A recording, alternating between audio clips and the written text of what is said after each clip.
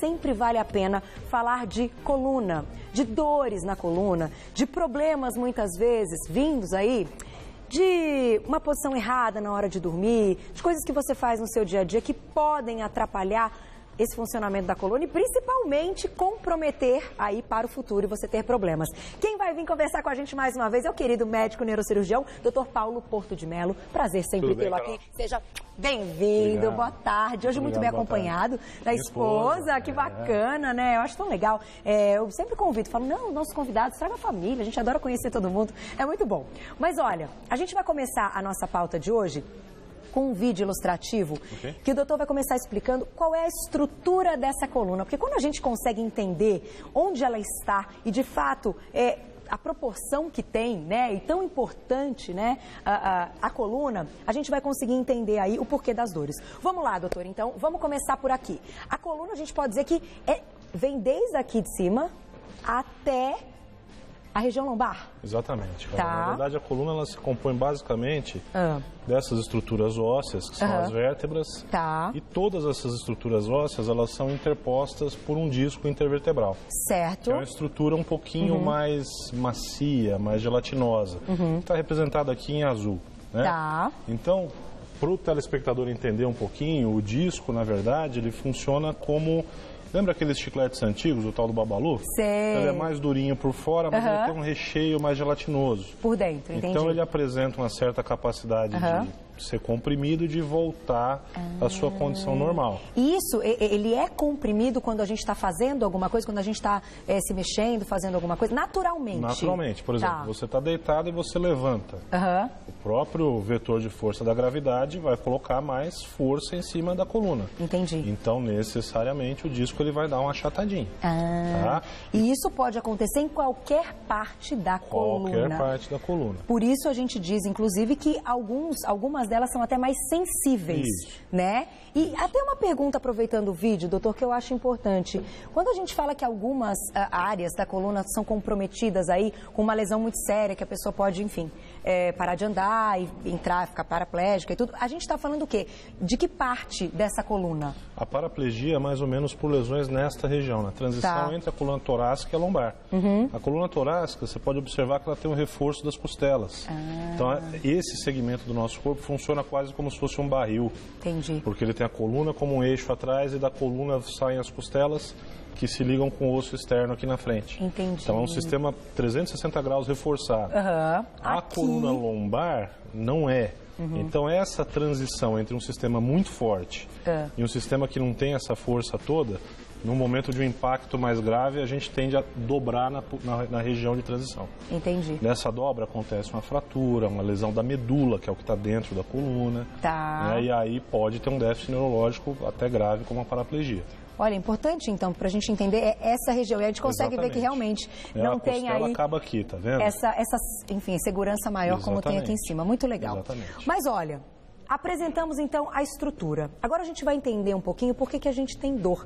A gente tem mais um vídeo que mostra as principais regiões que, muitas vezes, no nosso dia a dia, são prejudicadas. A região da lombar é uma delas. Sem dúvida, Carol, porque a lombar é a região que acaba carregando a maior parte do peso. Esse é o problema. Então, se você for perceber na estrutura da coluna, a cervical é uma vértebra mais delicada. À medida que vai descendo para a lombar, a gente vai ficando com a vértebra mais robusta. Entendi. Mais sólida, maior zona. Por quê? Porque ela tende a sustentar todo o resto do corpo que está para cima. A cervical, esse segmento aqui, ele sustenta somente a cabeça. Tá? Então é muito frequente a degeneração. Por quê? Porque é o disco, tá vendo? Aqui ele está indo em direção. Esses biquinhos são os famosos bicos de papagaio. Isso aqui é o podem ligamento. Surgir. Agora, esses bicos de papagaio, aproveitando então que a gente está falando de dores, ele causa muita dor. Quando a pessoa é diagnosticada aí com bico de papagaio. Como é que eles surgem? Ele surge geralmente porque você tem uma alteração degenerativa no disco, uma hérnia, uma protrusão, alguma coisinha assim, e isso acaba o organismo dando um jeito de resolver por si só. Duas formas de resolução, ou ele vai lá e reabsorve aquele disco que herniou, ou se isso não é possível, ele vai lá e envolve esse disco herniado com a carapaça de osso, para tentar impedir que ele hernie mais. Entendi. Esse osso, essa carapaça, esse escudo é o tal do bico de papagaio. Olha só. E isso fica. E isso fica. Agora, por exemplo, dormir mal pode causar bico de papagaio dormir em posição errada? Na verdade, algumas posições, se a gente adotá-las de forma muito repetitiva, vão trazer prejuízo. Tá. Como vocês podem ver aqui, a coluna ela é um organismo articulado. Então, se a gente coloca essa articulação sempre sob estresse, o organismo vai responder de alguma forma a isso. Entendi. E qual que é a ideia dele? Bom, estão me estressando aqui, eu vou me fortalecer para tentar evitar esse estresse. E fortalecer o quê? Tornar mais rígido, com mais cálcio, e aí acaba formando essas pontinhas, essas espículas. Olha só, gente, como a gente não sabe por que isso acontece, mas vem aí de hábitos. Hábitos errados que a gente tem no dia a dia. Que não só para dormir, né? Sentar na cadeira, levantar um peso do chão, uma criança do chão. Tem que sempre agachar, né? Exatamente. Não pode dobrar a coluna, tem que dobrar o joelho. E descer reto, é a melhor posição. Vamos colocar uma perguntinha no Twitter, então, de quem que é? Bianca, um beijo pra você, obrigada pelo carinho. Carol, já que quando estamos dormindo não vemos nada, risos, como saber se estamos em uma posição errada, enfim, uma posição certa? Olha, Carol, Bianca, sua pergunta é super pertinente, né? A gente realmente não está consciente quando a gente está dormindo. Então a gente acaba se valendo de alguns artifícios. Sim. A melhor posição para dormir é a posição fetal, deitado de lado, joelhos semi-flexionados, ou seja, semi-dobrados. Tá. E para um conforto maior, um travesseiro, uma almofada, alguma coisa entre os joelhos. Senão, o atrito do osso do joelho com o outro joelho também vai acabar incomodando. Entendi. Travesseiro mais ou menos na altura da distância entre o ombro e o pescoço. Perfeito. E tudo bem. Eu não gosto de dormir de lado. Ou eu começo a dormir de lado, como a Bianca, mas eu me viro ao longo da noite. O que a gente faz? Pega uma almofadinha, ou aqueles rolinhos que tem de travesseiro, coloca nas costas. Inconscientemente, quando você for se virar à noite e encostar naquilo, você volta. Entendi. É simples. Para lembrar. Agora, é claro que é um hábito também. É um hábito, sem dúvida. Essa é a melhor maneira. E para as pessoas que têm o hábito de dormir de bruços, é o pior, né, doutor? É ruim. É bem ruim. É ruim porque aí, de bruços, olha, a gente pode mostrar esse modelo aqui. Então, isso aqui é um modelo, uma escala de uma coluna humana. Tá. Então, aqui a gente tem as vértebras e aqui a gente tem as articulações entre uma vértebra e a outra, tá? Nesta região aqui, por exemplo, a gente vê bem. Se a gente simplesmente dorme de bruços, eu vou reproduzir a posição aqui, olha o que acontece com a nossa coluna. A gente força justamente a articulação. Entendi. Então, a chance de você acordar com dor ou desencadear um problema articular por conta dessa posição forçada é uma chance maior. Então, quem já tem aí uma dor até crônica de coluna já há algum tempo, dormir de bruços, péssimo. Não é o recomendado. Não é o recomendado. Então, todo mundo entendeu de lado, não é tão simples. E pra cima, assim, dormir? Aí depende muito de como é que você faz esse pra cima. Se você dobra a perna, se você não dobra a perna. Vamos simular a posição, olha, pra cima. O que a gente faz? A gente bota pressão no sentido inverso. A gente bota uma flexão na coluna. Tá. Então eu alivio a articulação, mas eu sobrecarrego a região anterior. Quando a gente deita de lado, não sobrecarrega nada. Não tem nada sobrecarregado. Olha que legal, eu nunca tinha pensado nisso. Então é realmente uma questão simplesmente de física. Por isso que muita gente acorda, a gente já pode até seguir o vídeo, que eu acho que ele mostra uma parte muito legal dessa região.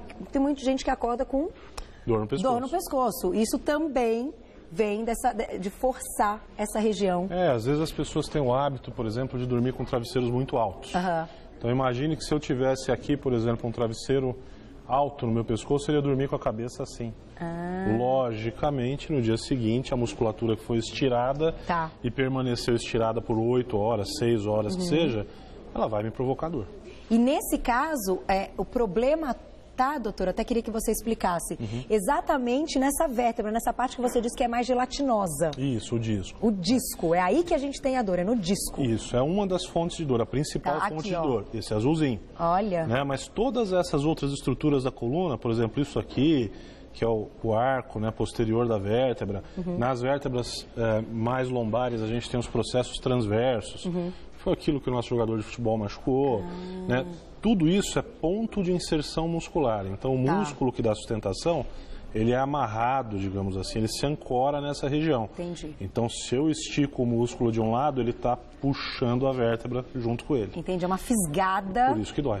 E muitas vezes essa dor pode permanecer. Pode permanecer. Com o tempo você fica travado, né? Quem nunca ficou travado, né? Pode permanecer. Temos mais uma pergunta no Twitter de quem que é? Da Rebeca? Rebeca, um beijo pra você. Vamos lá, perguntinha na tela. Grávidas têm mais tendência a ter problemas de coluna? Sim. Pelo Rebeca, peso, né? Na verdade, assim, a gravidez ela tem algumas condições que são muito peculiares, Rebeca. Então, em primeiro lugar, você tem uma modificação no seu ponto de gravidade, seu centro de gravidade. Tá. Porque o abdômen começa a se desenvolver pela criança e você acaba se inclinando para frente. Normal. Além disso, o estado fisiológico da gravidez, ele provoca uma alteração hormonal que torna as articulações mais móveis e os ligamentos menos resistentes. Então você realmente tem uma sobrecarga grande na coluna. O que fazer nesse período que pode ser aí bacana para sustentar, né? O ideal, Carol, é a atividade física. Né? Então ir para uma fisioterapia, fazer uma atividade na água, sempre com acompanhamento, para estar fortalecendo a musculatura sem estressar demais a articulação. Perfeito. A atividade física é muito bom em qualquer fase, nessa então é bom mesmo. Vamos colocar o último vídeo então, que nesse vídeo a gente consegue visualizar um tipo de tratamento. Hoje a gente tem alguns, né? Sim. A gente vai mostrar um exemplo aqui e o doutor vai explicar outros. Então, quando a gente tem um diagnóstico de um problema, vamos ver, a gente vai deixar o vídeo rolando para entender qual problema é esse. Seria, por exemplo, um bico de papagaio ou uma hérnia, né? Aqui são hérnias muito específicas, né? Hérnias localizadas, que são contidas ainda pelo ligamento. O ligamento é uma espécie de uma cortina que envolve a coluna pela frente. Então a hérnia, vocês estão vendo o disco, ele está se deslocando na direção do nervo, na direção da raiz. A hora que ele comprime o nervo contra o osso, o indivíduo tem dor. Então a gente tem que tirar, tem que desfazer essa compressão mecânica. Em alguns casos, a gente consegue fazer por forma percutânea. A gente entra com a agulhinha através da pele, essa agulha ela ligada, ela tem um motor, ou se não injeta água, ou se não existem outros modelos que eles aumentam a temperatura interna no disco e evaporam esse conteúdo. Entendi. E aí a gente aspira esse conteúdo que está em cima do nervo em si, da raiz. Então, às vezes, isso é possível. Né? Não dá aqui para a gente generalizar e falar, não, todo mundo pode ser tratado dessa forma, porque isso não é verdade. Esse caso seria uma cirurgia, porque é cirúrgico, deve ser feito em um hospital, com anestesia, tudo isso. Mas a gente pode dizer que é uma cirurgia simples? Uma cirurgia tranquila, o paciente vai para casa no mesmo dia, né? Então a cirurgia é menos invasiva. Hoje em dia a gente tenta fazer as coisas sempre da forma menos invasiva possível. É sempre o primeiro... Sempre a primeira opção. Não é possível isso? Vamos para uma técnica um pouco mais invasiva.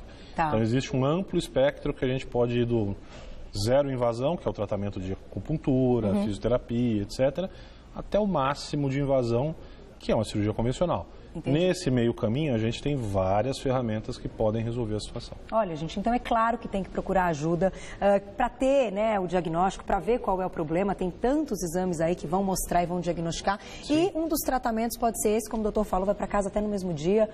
Fantástico saber disso, né? Eu acho que isso anima muito aí os pacientes. Quero te agradecer mais uma vez, sempre um prazer tê-lo aqui. Olha, grande professor, a gente tem sempre aulas maravilhosas com o querido Dr. Paulo Porto de Mello. Eu vou deixar um site, quem quiser tirar dúvida, é só acessar www.doutorabreviado.pauloportodemelo.com.br, doutor abreviado pauloportodemelo.com.br. E toda essa explicação tão bacana, o doutor dá aula mesmo, dá aula até fora do Brasil, então é muito legal ter seus conhecimentos aqui com a gente. Obrigada, viu? Um beijo na sua esposa e na família. Até a próxima, volte logo.